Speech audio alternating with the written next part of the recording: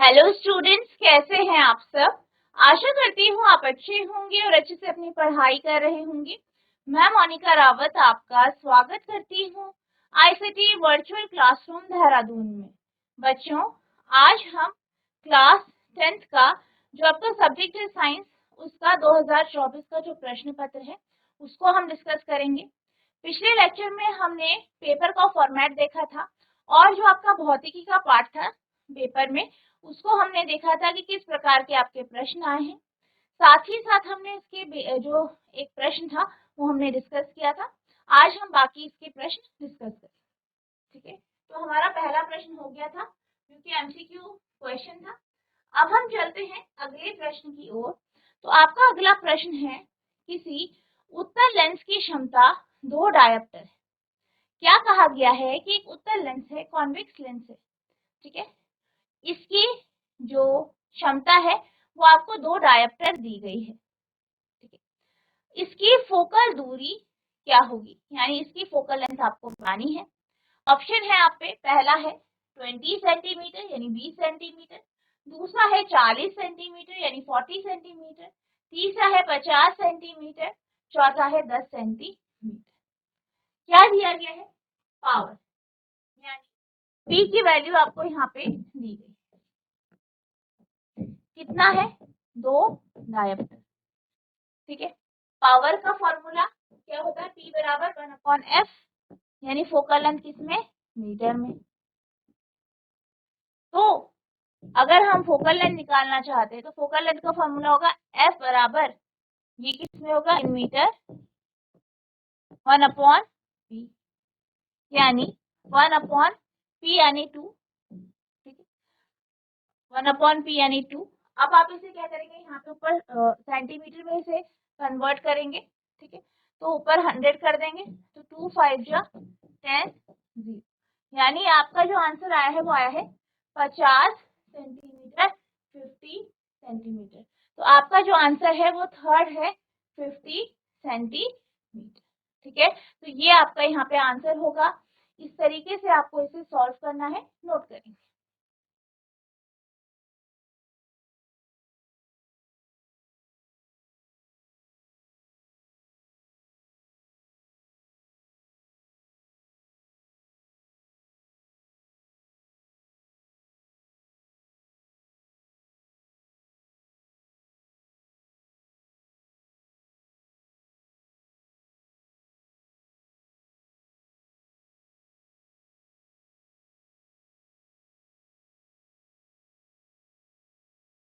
अब हम चलते हैं अगले प्रश्न की ओर। तो जो आपका अगला प्रश्न है वो आपका एक शॉर्ट आंसर टाइप क्वेश्चन है। 1 मार्क्स का ये क्वेश्चन है और न्यूमेरिकल। क्वेश्चन कुछ इस तरीके से है, एक गोलीय दर्पण की वक्रता त्रिज्या 20 सेंटीमीटर है। तो गोलीय दर्पण की आपको वक्रता त्रिज्या दी गई है, यानी रेडियस ऑफ कर्वेचर दिया गया है, और कितना है? 20 सेंटीमीटर। इसकी फोकल दूरी क्या होगी? What will be it's focal length.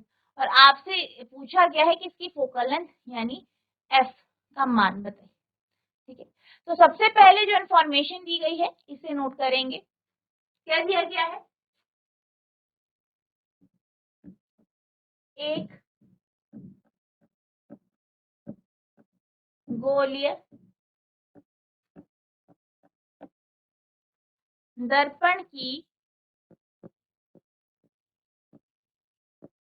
वक्रता त्रिज्या, लिखेंगे radius of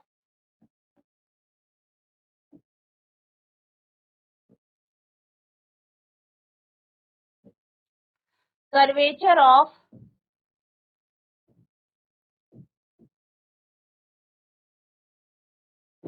spherical mirror,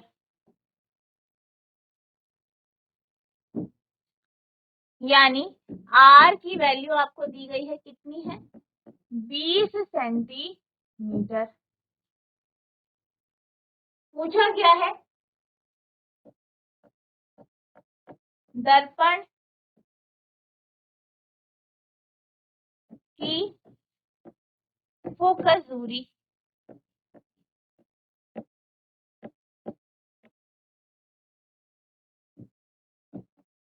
focal length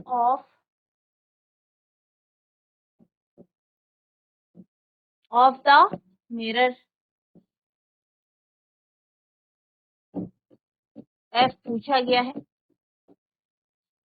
ठीक है, अब आर और एफ का रिलेशन क्या है?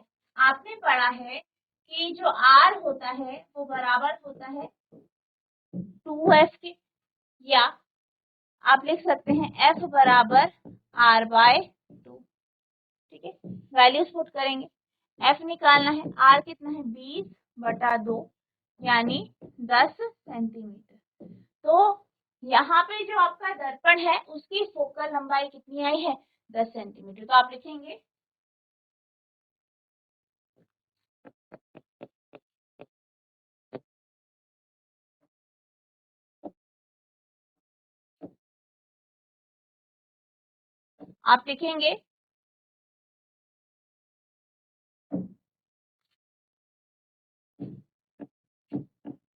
दर्पण की फोकस दूरी 10 सेंटीमीटर,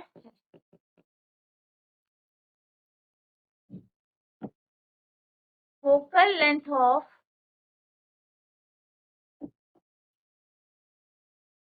द मिरर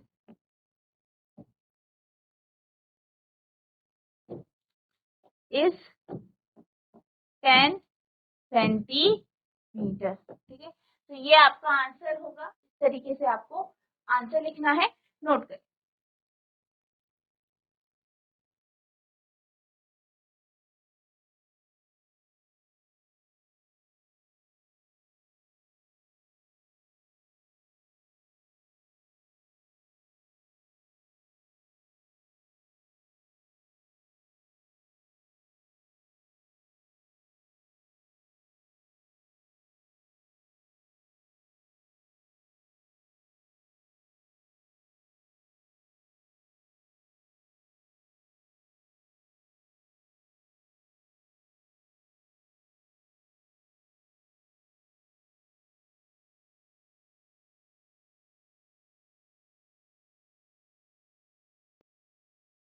अब हम चलते हैं अगले प्रश्न की ओर।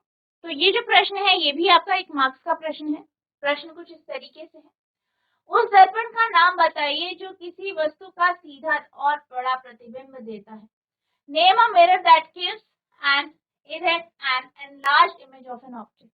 यानी यहाँ पे आपसे पूछा गया है कि आपको बताना है कि वो कौन सा दर्पण है जो सीधा और बड़ा प्रतिबिंब बनाता है। ठीक है, तो दर्पण की बात करें तो हमारे पास 3 प्रकार के दर्पण होते हैं, आप जानते हैं। समतल दर्पण,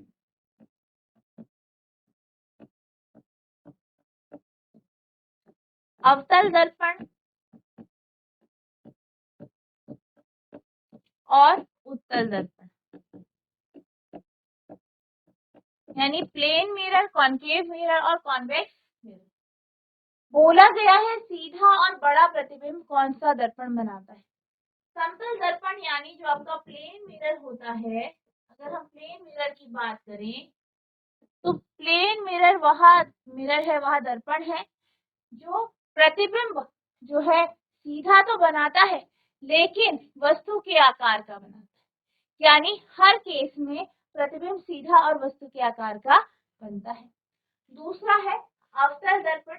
अवतल दर्पण यानी कॉन्केव मिरर की बात की जाए तो कॉन्केव मिरर कैसा मिरर होता है, कैसा दर्पण होता है, कन्वर्जिंग। ठीक है, और यहाँ पे क्या होता है कि जो आपका प्रतिबिंब बनता है वो आपका उल्टा भी होता है और सीधा भी होता है। कुछ केसेस में उल्टा होता है और कुछ केस में सीधा होता है।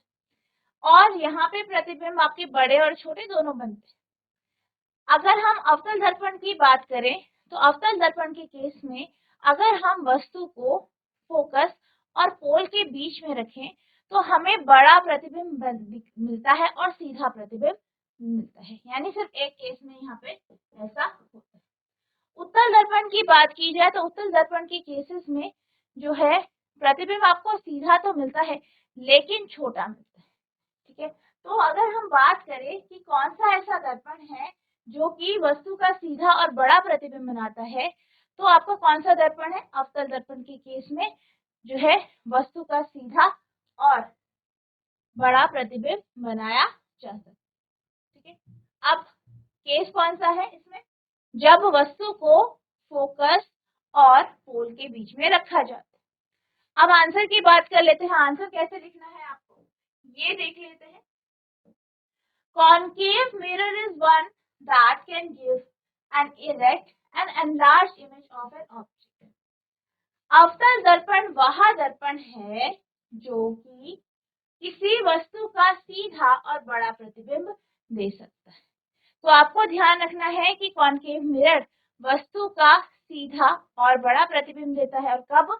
जब आपकी जो आपकी वस्तु है वो पोल यानी ध्रुव और फोकस के बीच में होती है।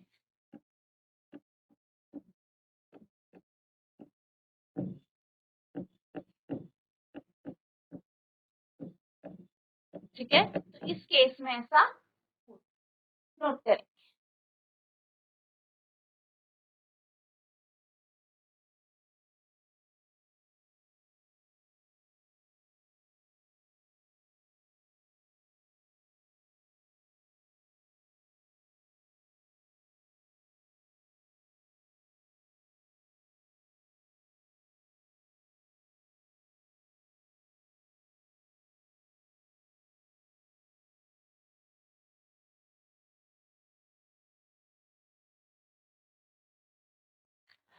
अब हम चलते हैं अगले प्रश्न की ओर। तो आपका अगला प्रश्न है, विद्युत बल्ब के तंतुओं के निर्माण में प्रायः टंगस्टन का प्रयोग ही क्यों किया जाता है? Why is the tungsten almost used as a filament of electric bulb? यानी जो आपका बल्ब होता है, बल्ब का जो फिलामेंट होता है, तंतु जो होता है, वो टंगस्टन का क्यों बना होता है? अब अगर हम टंगस्टन की बात करें तो टंगस्टन एक ऐसी धातु है जो कि जिसका जो मेल्टिंग पॉइंट है वो बहुत ज्यादा हाई होता है। अब क्या होता है, जब हम इससे ज्यादा इलेक्ट्रिसिटी को पास कराते हैं तो ये क्या होता है, गर्म होता है। ठीक है, गर्म होता है, लाइट प्रोड्यूस करता है और मेल्ट नहीं हो पाता है, यानी बहुत एक्सट्रीम टेम्परेचर में ये मेल्ट होता है। इसी कारण हम इसका उपयोग बल्ब में करते हैं, क्योंकि ये क्या होता है, ये गर्म होता है और फिर लाइट देने लग जाता है और इसी क्वालिटी के कारण हम इसका उपयोग बल्ब में करते हैं। आंसर की बात कर ले तो आंसर के को आप कुछ इस तरीके से लिखेंगे, the metal tungsten is almost use for filament of the electric lamp. यानी अगर हम धातु टंगस्टन की बात करें तो इसका उपयोग हम विद्युत लैंप या बल्ब के फिलामेंट के तौर पे करते हैं। क्यों करते हैं? Because it has a very high melting point, क्योंकि इसका बहुत ही अधिक क्या होता है, गलनांक या मेल्टिंग पॉइंट होता है, due to which it does not melt even when it is heated. इसलिए ये तब मेल्ट नहीं होता जब इसे हम गर्म करते हैं, कितना भी गर्म कर देते हैं ये मेल्ट नहीं हो पाता। ठीक है, to high temperature due to the passage of electric current. ठीक है, और हीट कैसे होता है, आपका करंट आप पास कराते हो तो ये हीट होता है, बहुत ज्यादा टेम्परेचर है तो, लेकिन तभी भी ये गलता नहीं है। और ये क्या करता है, ये लाइट प्रोड्यूस करता है, इसी कारण इसका उपयोग बल्ब में किया जाता है। धातु टंगस्टन का उपयोग विद्युत लैंप के फिलामेंट के तौर पर किया जाता है, क्योंकि इसका गलनांक बहुत अधिक होता है, जिसके कारण विद्युत प्रवाह के कारण उच्च तापमान पर गर्म होने पर यह पिघलता नहीं। तो इस तरीके से आपको क्या करना है, इसका आंसर लिखना है। नोट करें।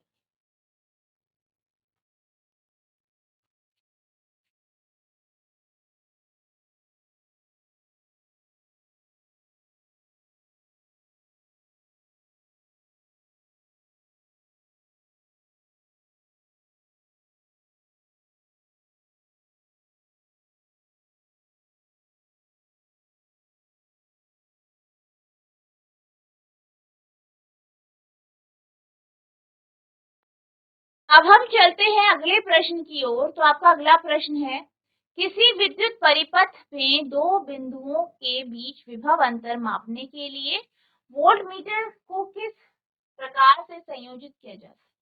How is voltmeter connected to electric circuit to measure the potential difference between two? यहाँ पे आपसे पूछा गया है कि जो वोल्ट मीटर होता है उसे किस तरीके से जोड़ा जाता है किसी भी सर्किट में, ताकि हम किसी दो बिंदुओं के बीच में पोटेंशियल डिफरेंस निकाल सकें। अब मान लीजिए आपके पास एक सर्किट है,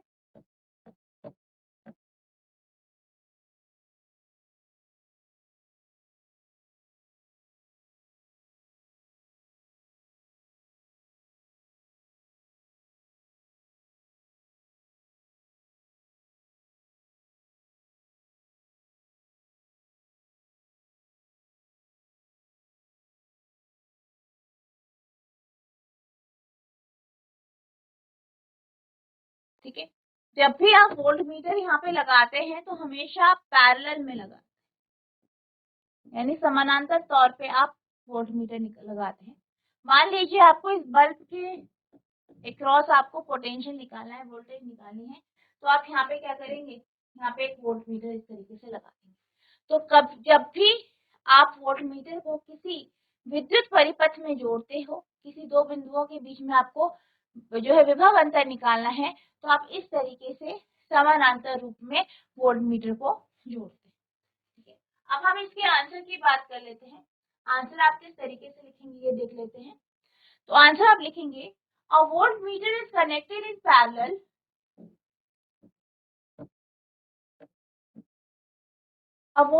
connected in parallel to the circuit to measure the potential difference between the two points. दो बिंदुओं के बीच विभव अंतर को मापने के लिए एक वोल्टमीटर को सर्किट के समानांतर जोड़ा जाता है। तो आपको यहाँ पे ध्यान रखना है कि जब भी वोल्टमीटर को जोड़ा जाता है, समानांतर रूप से जोड़ा जाता है और क्या किया जाता है, दो बिंदुओं के बीच में विभव अंतर निकाला जाता है। ठीक है, नोट करें।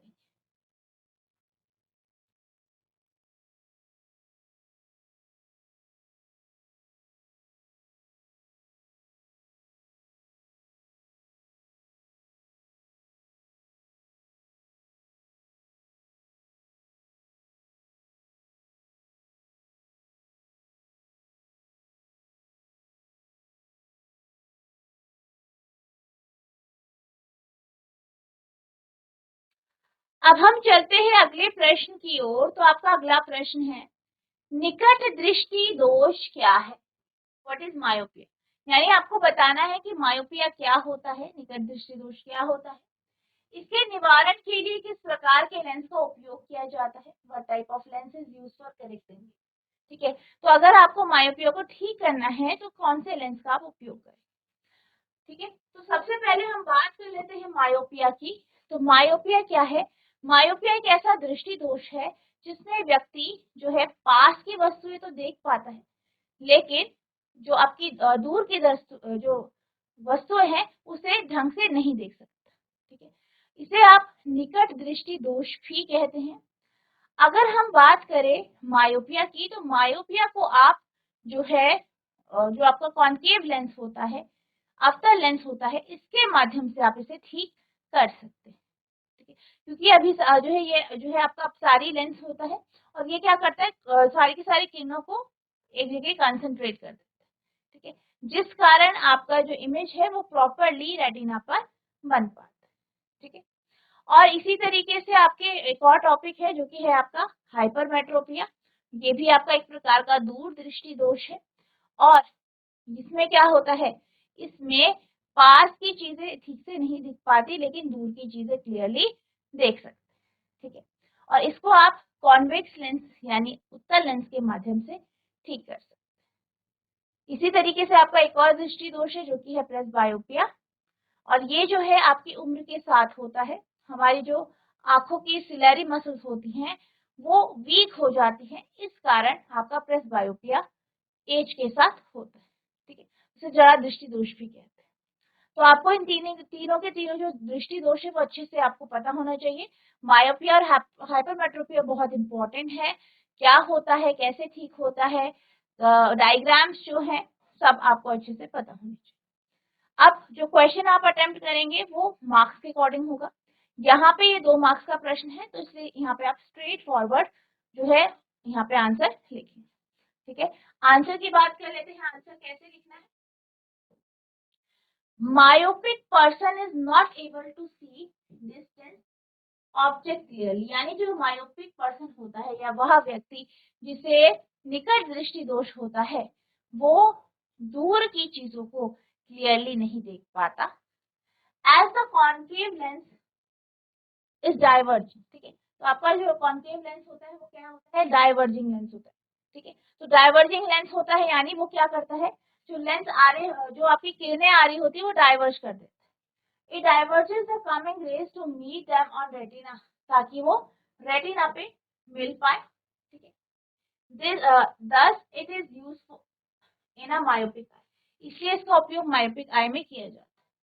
निकट दृष्टि रोगी व्यक्ति दूर की वस्तुओं को स्पष्ट रूप से देखने में सक्षम नहीं होता, क्योंकि अवतल लेंस एक अपसारी लेंस है। ठीक है, यह आने वाली किरणों को रेटिना पर मिलने के लिए विवर्तित करता है। इस प्रकार इसका उपयोग निकट दृष्टि दोष वाली आंख के लिए किया जाता है। तो आपको ध्यान रखना है कि जो कॉन्केव लेंस है वो क्या है, आपका डाइवर्जिंग लेंस है, अपसारी लेंस है, जिस कारण ये क्या करता है, मायोपिक आई को जो है उसमें कोई व्यक्ति है जिसे मायोपिया है तो उसपे जो आंखों के द्वारा जो लेंस में या लेंस के माध्यम से जो इमेज बनती है उसे रेटिना में बनने में मदद करता है।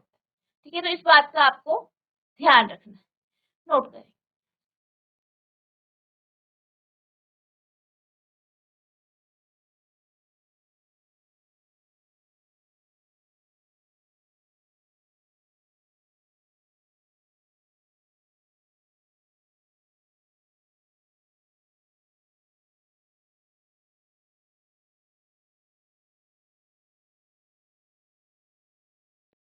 अब हम चलते हैं अगले प्रश्न की ओर। तो आपका अगला प्रश्न है, व्याख्या कीजिए कि तारे क्यों टिमटिमाते हैं।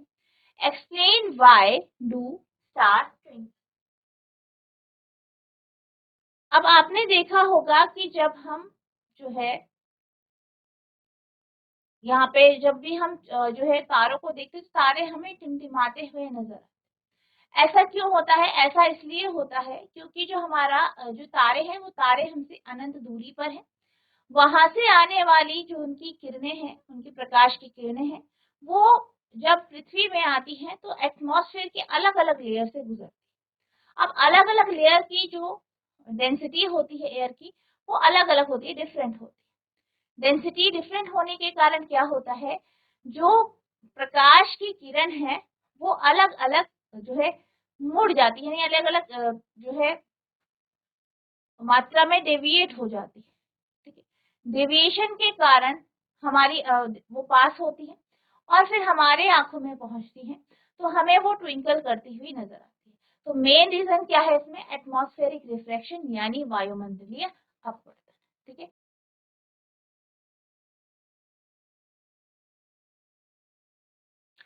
अब हम इसके आंसर की बात कर लेते हैं। आप आंसर किस तरीके से लिखेंगे, तो आप आंसर कुछ इस तरीके से लिखेंगे, the twinkling of stars is due to atmospheric reflection of starlight. यानी क्या कहा गया है कि जो आपका स्टार है, तारे हैं, वो ट्विंकल करते हैं। वो क्यों करते हैं, क्योंकि जो स्टार की लाइट है, जो तारों की जो प्रकाश है वो उससे वो क्या होता है, एटमॉस्फेरिक रिफ्लेक्शन से गुजरती है, जिस कारण ये ट्विंकल होती हुई या टिमटिमाती हुई नजर आती है।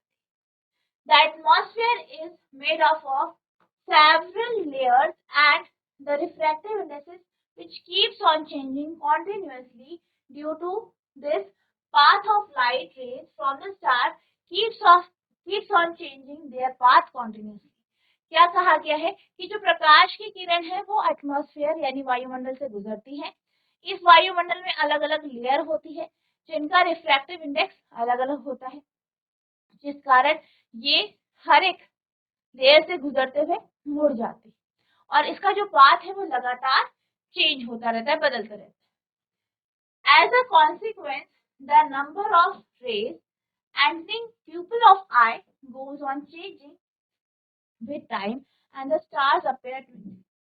अब क्या कहा गया है कि इसके परिणाम स्वरूप क्या होता है कि जो किरणें हैं जो हमारी आंखों के अंदर आ रही हैं, भीतर आ रही हैं, वो क्या करती हैं, वो चेंज होती रहती है समय के साथ। इसी कारण हमें जो तारे हैं वो टिमटिमाते नजर आते हैं। तारों का टिमटिमाना तारों के प्रकाश के वायुमंडलीय अपवर्तन के कारण होता है। वायुमंडल कई परतों से बना होता है और तारों से आने वाली प्रकाश की किरण इस पथ के कारण जो अपवर्तनांक लगातार बदलते रहते हैं, वे अपना पथ लगातार बदलते रहते हैं।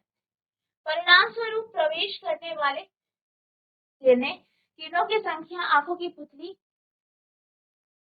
में समय के साथ बदलती रहती है और तारे टिमटिमाते दिखाई देते हैं। इस तरीके से आपको यहाँ पे आंसर लिखना।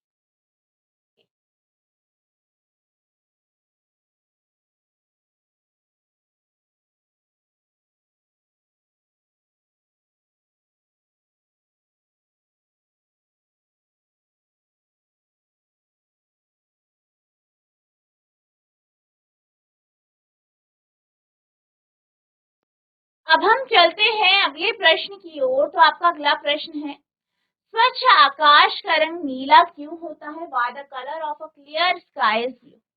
यानी आपसे पूछा गया है कि जो क्लियर स्काई होता है उसका रंग नीला क्यों होता है।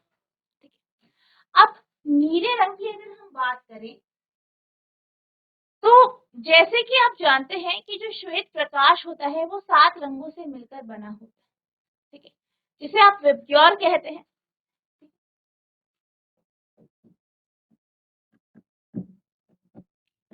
यहाँ पर अगर हम बात करें वॉयलेट की, ठीक है, तो इसका वेवलेंथ सबसे कम होता है और जो रेड रंग होता है, लाल रंग होता है, इसका वेवलेंथ सबसे ज्यादा होता है। अब क्या होता है, जब प्रकाश की किरण हमारे वायुमंडल से गुजरती है या हमारी जो स्काई है उससे गुजरती है, तो हमारे वायुमंडल में क्या है, जो आप जानते हैं कि वायु जो है, एयर के जो है मॉलिक्यूल्स हैं, वो क्या करते हैं, वो लाइट को स्कैटर करते हैं। स्कैटरिंग के कारण क्या होता है कि जो आपकी ब्लू लाइट होती है वो ज्यादा स्कैटर हो जाती है क्योंकि उसकी वेवलेंथ कम है। ठीक है, तो वो स्कैटर हो जाती है। स्कैटरिंग होने के कारण क्या होता है, हमारा जो आकाश होता है वो नीला नजर आता है। तो इसी कारण आपका जो है आकाश नीला नजर आता है। अब हम आंसर की बात कर लेते हैं। तो आंसर आपको किस तरीके से लिखना है ये देख लेते हैं। अब clear cloudless day time sky is blue. क्या कहा गया है, एक क्लियर यानी साफ जो है बादल रहित दिन में जो हमारा स्काई होता है वो नीला होता है। क्यों? Because molecules in the air scatter blue light from the sun. ऐसा इसलिए होता है क्योंकि जो हवा में जो मॉलिक्यूल्स होते हैं वो ब्लू लाइट को ज्यादा स्कैटर कर पाते हैं। ठीक है, वो स्कैटर ज्यादा करते हैं किसके कंपैरिजन में, रेड के कंपैरिजन में। ठीक है, रेड लाइट आपकी जल्दी से स्कैटर नहीं होती है। क्यों? क्योंकि इसकी वेवलेंथ ज्यादा है, ब्लू की कम है। ठीक है, तो इस कारण क्या होता है, ये स्कैटर ज्यादा हो जाता है। When blue color gets scattered, the maximum since the particle present in the atmosphere have size which is comparable to the wavelength of the blue light. अब ये स्कैटर होती है, क्यों होती है, क्योंकि एटमॉस्फेयर में जो मॉलिक्यूल्स है या पार्टिकल्स है उनका साइज कंपेरेबल होता है। ठीक है, किसके, आपके जो ब्लू लाइट का वेवलेंथ है उसके।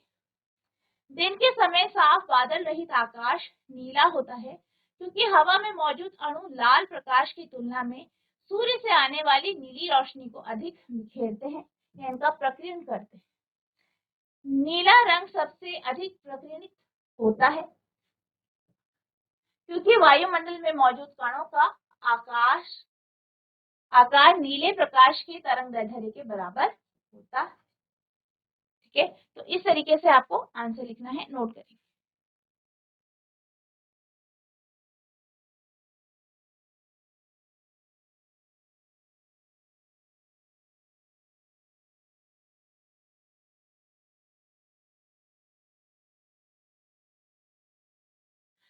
तो बच्चों, आज हमने जो आपका प्रश्न पत्र है 2024 का साइंस का, इसमें हमने जो आपका फिजिक्स का पार्ट है उसके कुछ क्वेश्चंस हमने डिस्कस किए।